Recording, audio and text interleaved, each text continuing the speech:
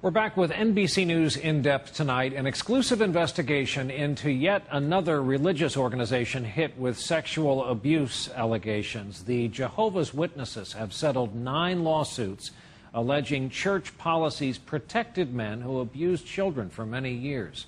In settling, the church did not acknowledge wrongdoing. Now, evidence has surfaced that leaders did know about some of the men, but apparently never informed authorities. Our senior investigative correspondent, Lisa Myers, has our exclusive report tonight in depth. Frederick McLean is among the country's most wanted fugitives, accused of molesting children for almost a decade. His typical victims were young girls, I think starting around 5 or 6 years old. Authorities say McLean, who restored race cars, was a respected leader in this congregation of Jehovah's Witnesses. His role in the church was significant because we believe that his participation in the church gave him access to his victims. The Jehovah's Witnesses recently agreed to pay to settle a lawsuit that alleged the church knew or should have known McLean was a pedophile. One of 9 similar cases church headquarters settled without admitting wrongdoing. But internal church records now coming to light in those lawsuits show that the church knew for years that some prominent members were sexually abusing children and did little. Example, James Henderson.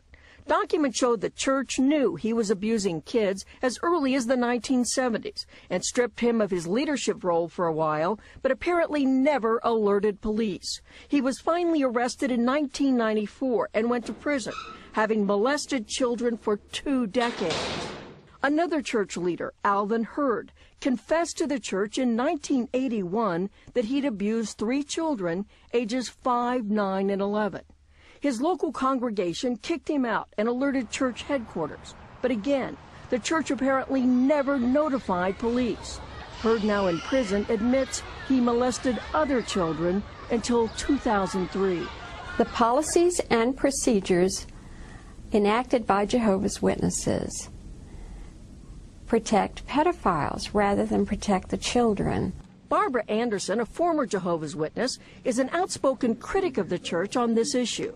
She says the church prefers to keep an abuser's confession confidential, treating abuse more as a sin than as a crime.